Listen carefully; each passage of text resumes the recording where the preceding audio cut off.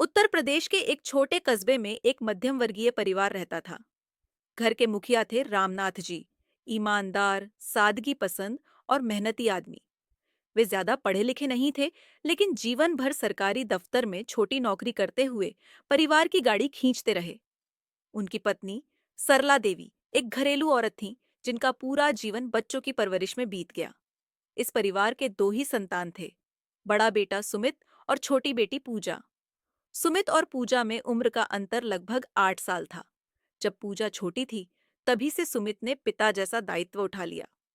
School से लौटकर वह बहन का होमवर्क करवाता, उसके साथ खेलता, कभी कभी खाना बनाकर खिलाता। मोहल्ले में सब कहते, देखो, ऐसा भाई सबको मिले। अपनी बहन को बेटी की तरह पालता है। पूजा भी अपने भाई से बहुत लगाव रखती थी। किसी भी त्योहार पर, चाहे राखी हो या भैया दूज, वह पूरे मन से तैयार होकर अपने भाई की कलाई पर राखी बांधती और कहती, भैया, तुम हमेशा मेरे साथ रहना। सुमित मुस्कुराकर कहता, तेरा भाई तुझे कभी अकेला नहीं छोड़ेगा। घर की हालत बहुत अच्छी नहीं थी। पापा की नौकरी और थोड़ी सी जमीन से किसी तरह खर्च चल जाता। लेकिन सुमित ने हमेशा यह ठान रखा था कि पूजा की शादी धूमधाम से होगी। वह अक्सर माँ से कहता, माँ, जब पूजा की शादी होगी ना, तो पूरा कस्बा देखेगा कि भाई अपनी बहन के लिए क्या कर सकता है। माँ मुस्कुरा देती, लेकिन भीतर ही भीतर उन्हें चिंता रहती, इतनी आमदनी में हम इतना सब कैसे कर पाएंगे। पूजा पढ़ाई में होशियार थी। उसकी मुस्कान पूरे घर में रौनक भर देती। घर के काम में भी हाथ बटाती और हमेशा सभी की इज्जत करती। मोहल्ले की औरतें कहती, रामनाथ जी, आपकी बेटी बहुत संस्कारी है। इसे तो अच्छे घर का रिश्ता मिलेगा। समय बीता और पूजा की पढ़ाई पूरी हो गई। अब परिवार में चर्चा होने लगी कि उसकी शादी करनी चाहिए। रामनाथ जी ने कुछ रिश्तेदारों से बात की। फिर एक दिन एक रिश्ता आया। कस्बे के ही एक सम्मानित परिवार का लड़का। नाम था अंकित। अंकित दिखने में अच्छा, पढ़ाई में भी इंजीनियर। उसके पिता का कारोबार था और परिवार संपन्न माना जाता था। जब यह रिश्ता आया तो सरला देवी की आंखें चमक उठीं। देखो जी, भगवान ने हमारी बेटी के लिए अच्छा वर भेजा है। रामनाथ जी भी खुश थे, लेकिन मन में चिंता थी। इतना बड़ा घराना है, कहीं दहेज की बात ना हो। रिश्ता पक्का हो गया। अंकित और पूजा की मुलाकात कराई गई। अंकित ने दो तीन बातें की। पूजा मुस्कुराती रही। घर लौटकर उसने भाई से कहा, भैया, लड़का तो ठीक लग रहा है, मुझे डर भी लग रहा है। इतना बड़ा घराना है।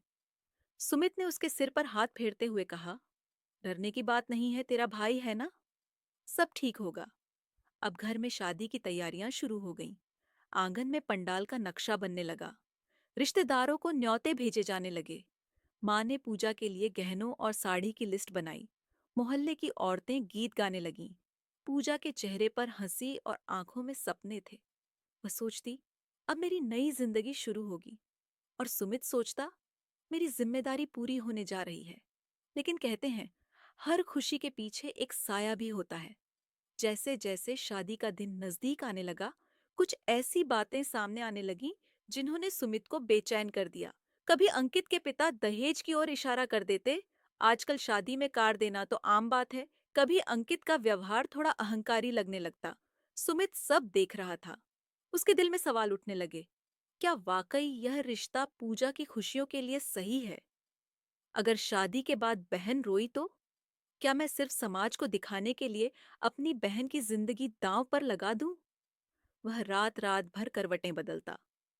बहन की हंसी उसे चैन नहीं लेने देती थी। वह जानता था कि उसे बहुत बड़ा फैसला लेना होगा।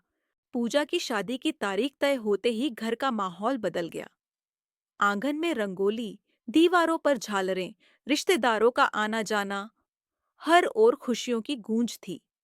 सुमित रोज सुबह ही काम पर चला जाता और शाम को लौटकर शादी की तैयारियों में जुट जाता।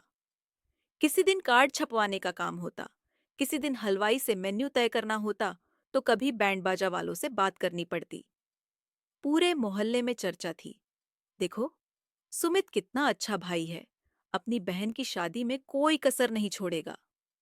सरला देवी और रामनाथ जी भी खुश थे, लेकिन बीच बीच में उन्हें चिंता घेर लेती।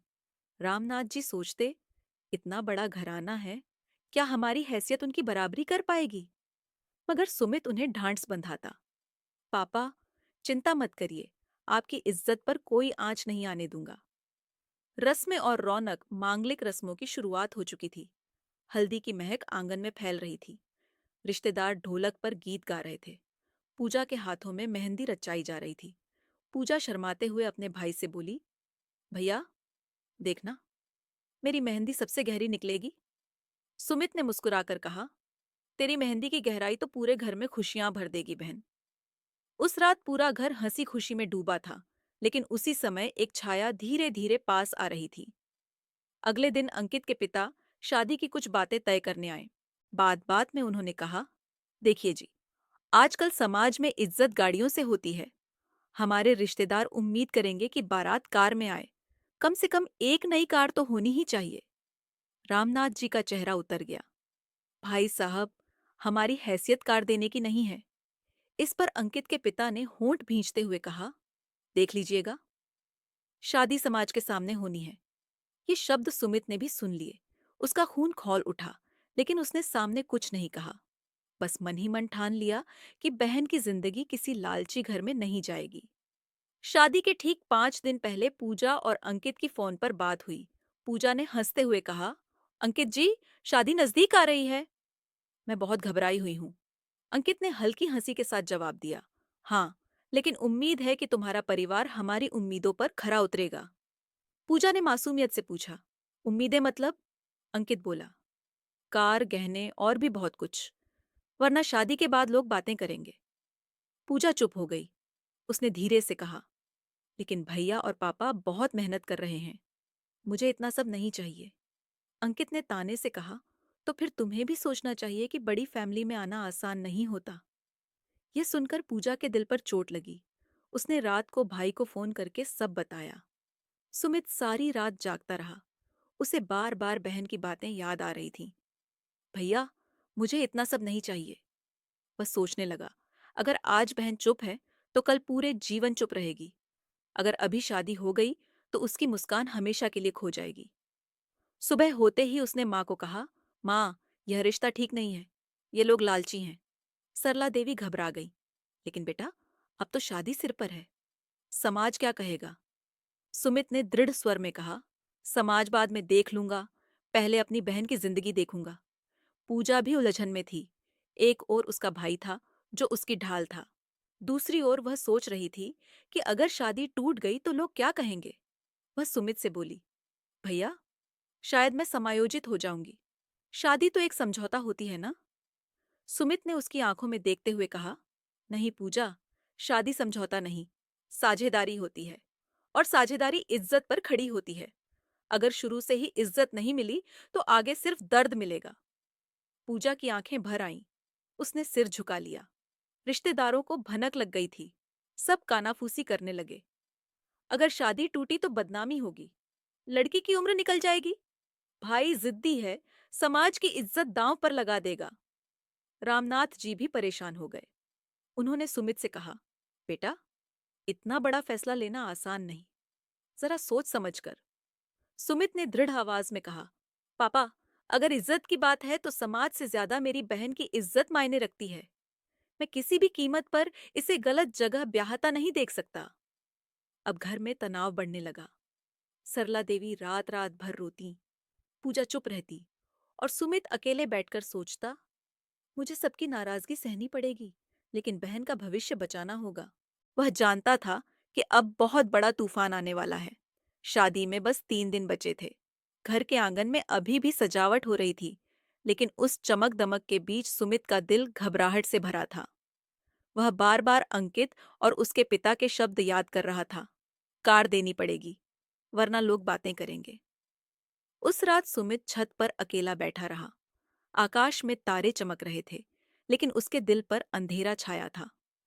वह खुद से सवाल कर रहा था, क्या मैं अपनी बहन की शादी एक ऐसे घर में कर दूं जहां लोग दहेज और दिखावे के लिए तरसते हैं? पूजा की मुस्कान क्या गाड़ियों और गहनों से ज्यादा बड़ी नहीं है? अगर मैंने चुप रहकर उसे इस दलदल में धकेल दिया तो क्या मैं भाई कहलाने लायक रहूंगा? उसके जहन में बचपन की यादें घूमने लगीं। जब पूजा बीमार होती थी तो वह रात भर उसके पास बैठा रहता था। जब स्कूल में उसे किसी ने तंग किया, तो सुमित ने सामने खड़े होकर उसे बचाया था। जब पूजा ने पहली बार राखी बांधी थी और कहा था, भैया, तुम हमेशा मेरे साथ रहना, सुमित की आंखें भीग गईं। उसने ठान लिया, अगर मुझे अपनी बहन की शादी तोड़नी भी पड़े, तो मैं तोड़ दूंगा, लेकिन उसे गलत हाथों में नहीं दूंगा। अगली सुबह उसने पापा और माँ को बैठाकर साफ कहा, ये शादी नहीं होगी। अंकित और उसका परिवार लालची है। रामनाथ जी हड़बड़ा गए। बेटा, पर शादी में 2 दिन बचे हैं। लोग क्या कहेंगे?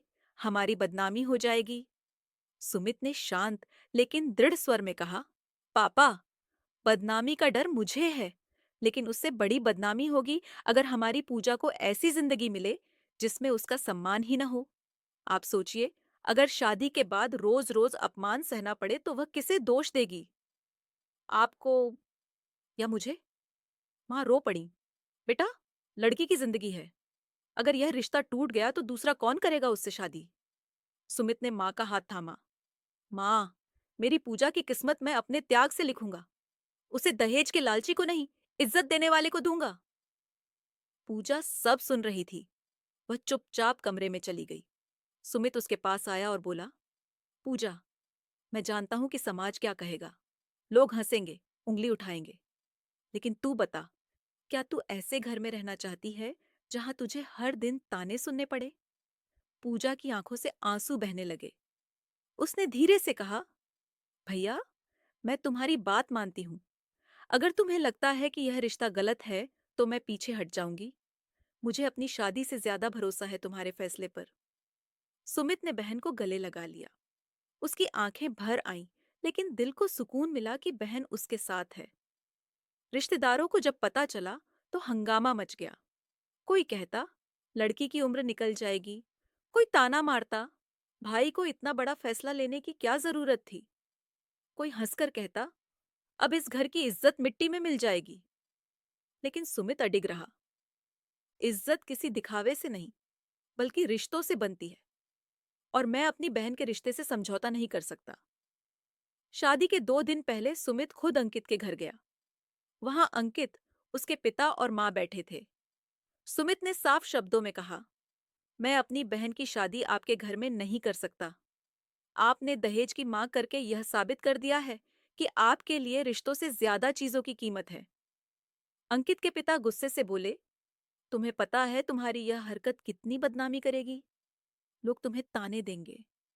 सुमित ने आंखों में आंखें डालकर जवाब दिया, लोगों की जुबान कल थम जाएगी, लेकिन मेरी बहन का जीवन बर्बाद हो गया तो उसका दर्द कभी खत्म नहीं होगा। मैं अपनी बहन की इज्जत किसी कार या दहेज से कम नहीं आंक सकता। अंकित खामोश रहा। उसकी चुप्पी ने ही सुमित को यकीन दिला दिया कि फैसला सही है। सुमित ने शादी तोड़ने का ऐलान कर दिया। घर में तूफान मच गया। रिश्तेदारों ने नाते तोड़ने की धमकी दी। मोहल्ले वाले ताने कसने लगे। रामनाथ जी चिंता में डूब गए। लेकिन सुमित ने सबका सामना किया। उसने सबको बस एक ही जवाब दिया, मेरी बहन की इज्जत मेरे लिए समाज की इज्जत से बड़ी है। अगर आप लोग चाहें तो मुझसे रिश्ता तोड़ दीजिए, लेकिन मैं अपनी बहन की जिंदगी गलत जगह दांव पर नहीं लगा सकता। उस रात पूजा सुमित के पास आई। उसकी आंखें सूजी हुई थीं, लेकिन चेहरे पर दृढ़ता थी।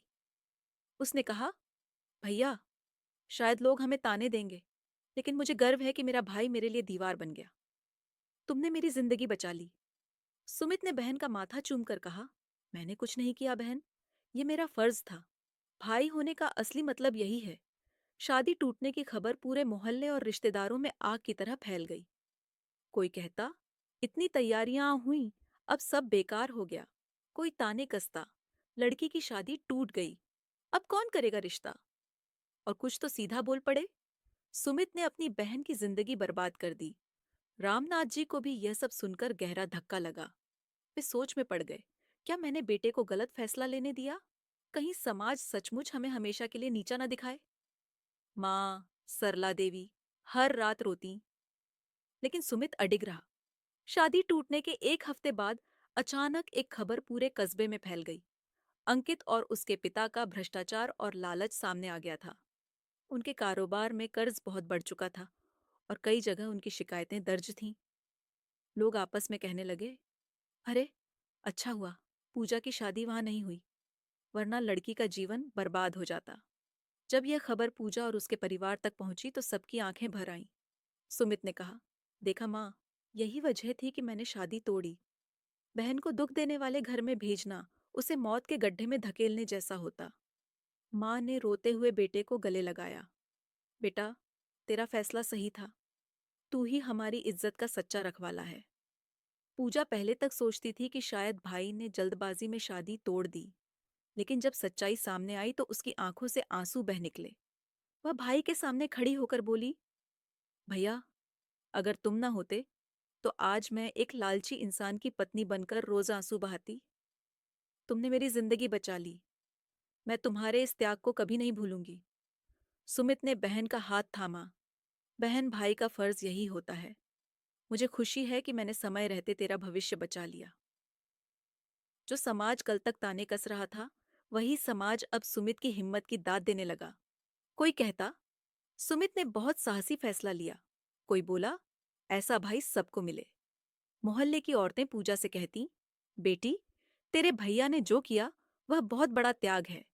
धीरे धीरे वह बदनामी जो परिवार पर आई थी, अब इज्जत और सम्मान में बदल गई। लेकिन असली वजह अभी भी सबको पूरी तरह नहीं पता थी। दरअसल अंकित के परिवार ने दहेज में कार और 10 लाख रुपए की मांग की थी। सुमित जानता था कि पापा इतने पैसे किसी भी हालत में नहीं जुटा पाएंगे। वह खुद भी छोटा सा व्यवसाय करता था और अपनी कमाई से बहन की शादी के खर्च उठा रहा था। उसने सोचा था कि किसी तरह मेहनत करके पैसे जुटा लूंगा। लेकिन जब अंकित के परिवार की असलियत सामने आई तो उसने ठान लिया कि बहन की शादी वहां कभी नहीं होगी। अगर वह चाहता तो किसी से कर्ज लेकर, जमीन गिरवी रखकर यह शादी करा सकता था, लेकिन उसने ऐसा नहीं किया, क्योंकि उसके लिए बहन की खुशी दहेज और दिखावे से कहीं ऊपर थी। पूजा ने भाई का त्याग देखकर निश्चय किया कि अब वह भी सिर्फ घर की चारदीवारी में सिमटी नहीं रहेगी। उसने पढ़ाई आगे बढ़ाने का फैसला किया। वह बोली, भैया, तुमने मेरे लिए सब कुछ दांव पर लगाया। अब मेरी बारी है। मैं अपने पैरों पर खड़ी होकर तुम्हारा सिर ऊंचा करूंगी। सुमित की आंखों से आंसू झलक पड़े। उसने बहन से कहा, तेरी यही सोच मेरी जीत है। पूजा, कुछ ही दिनों में हालात ऐसे बदल गए कि वही रिश्तेदार जो शादी टूटने पर ताने कसते थे, अब कहते, सुमित ने तो बहन के लिए जान तक दे दी। ऐसा भाई भाग्य वालों को मिलता है। रामनाथ जी ने गर्व से कहा, आज समझ आया कि बेटा होना क्या होता है। हमारी इज्जत बचाने वाला सुमित ही है। शादी टूटने के बाद पूजा टूटने के बजाय और मजबूत हो गई। उसने एक कॉलेज में दाखिला लिया और पढ़ाई शुरू की। वह सोचती, भैया ने मेरी जिंदगी बचाई है, अब मुझे उसे साबित करना होगा कि उसका त्याग व्यर्थ नहीं जाएगा। पूरे मोहल्ले की लड़कियों के लिए पूजा एक मिसाल बन गई। लोग कहते, देखो, शादी टूटी तो भी लड़की हार मानने के बजाय आगे बढ़ रही है। और भाई का त्याग देखो, कैसा महान रिश्ता है भाई बहन का। एक दिन राखी का त्योहार आया। पूजा ने सुमित की कलाई पर राखी बांधी और फूट फूट कर रो पड़ी। भैया, आज अगर मैं मुस्कुरा रही हूं तो सिर्फ तुम्हारी वजह से। तुमने मेरी शादी तोड़ी, लेकिन मेरी जिंदगी बना दी। तुम्हारा ये त्याग मैं हर जन्म में याद रखूंगी। सुमित ने भीगते हुए स्वर में कहा, बहन भाई का धर्म यही है। अगर मुझे अपने जीवन की सारी खुशियां भी त्यागनी पड़े तो भी तेरी मुस्कान के आगे वो कुछ नहीं। और उस क्षण पूरे घर की आंखें भर आईं। जो शादी टूटी थी, वही आज परिवार के लिए सबसे बड़ी सीख और गर्व बन गई। समय धीरे धीरे आगे बढ़ा। शादी टूटने के बाद जो तूफान आया था, वह अब शांति में बदल चुका था। पूजा अपनी पढ़ाई पूरी करने में लग गई थी और सुमित अपने छोटे से कारोबार को और मेहनत से संभाल रहा था। अब वही लोग जो पहले ताने कसते थे, सुमित को सम्मान की नजर से देखने लगे। मोहल्ले के बुजुर्ग कहते, लड़का सच्चा भाई है, जिसने समाज के डर को ठुकराकर अपनी बहन की इज्जत बचाई। और औरतें अपनी बेटियों से कहती, अगर तेरा भाई सुमित जैसा हो तो तू कभी दुखी नहीं होगी। पूरे कस्बे में यह मिसाल बन गई कि रिश्ते दिखावे और दहेज से नहीं, भरोसे और सम्मान से बनते हैं। रामनाथ जी अब सुमित को देखकर गर्व से भर जाते। वे कहते, जिस बेटे को मैंने छोटे से देखा था, आज वही हमारे पूरे परिवार की ढाल बन गया है। सरला देवी रोज भगवान को धन्यवाद देती कि उन्हें ऐसा बेटा मिला जिसने बहन के लिए समाज तक से लड़ने में हिचकिचाहट नहीं की। कुछ साल बाद पूजा ने अपनी पढ़ाई पूरी कर ली और एक अच्छी नौकरी पाली। अब वह आत्मनिर्भर थी, अपने पैरों पर खड़ी थी। वह अक्सर अपने सहकर्मियों से कहती, अगर आज मैं यहाँ खड़ी हूं तो सिर्फ अपने भाई की वजह से। उसने मेरी जिंदगी को बर्बादी से बचाकर मुझे नया रास्ता दिया। फिर एक दिन पूजा के लिए एक नया रिश्ता आया। इस बार लड़का और उसका परिवार बिल्कुल अलग थे, साधारण, ईमानदार और दहेज को ठुकराने वाले। उन्होंने साफ कहा, हमें बहू चाहिए, दहेज नहीं। हमें लड़की की मुस्कान चाहिए, गहने नहीं। यह सुनकर सुमित की आंखों में चमक आ गई। उसने बहन से पूछा, पूजा, तुझे क्या लगता है? पूजा मुस्कुराकर बोली, भैया, अगर तुझे भरोसा है तो मुझे भी है। और इस बार पूजा की शादी सच में उसके सपनों जैसा रिश्ता बनकर सामने आई। शादी के दिन जब पूजा ने भाई की तरफ देखा तो उसकी आंखों में आंसू आ गए। भैया, आज मैं जो भी हूं तुम्हारी वजह से हूं। तुमने मेरी शादी तोड़ी थी, लेकिन असल में उसी दिन मेरी जिंदगी बचाई थी। सुमित ने मुस्कुराते हुए कहा, नहीं बहन, मैंने कुछ नहीं किया। असली जीत तेरी हिम्मत की है। तू मेरी बहन है, यही मेरी सबसे बड़ी दौलत है। उस दिन पूरे घर में खुशियां लौट आईं, लेकिन ये खुशियां सिर्फ शादी की नहीं थीं, यह थी इज्जत, भरोसे और त्याग की जीत की।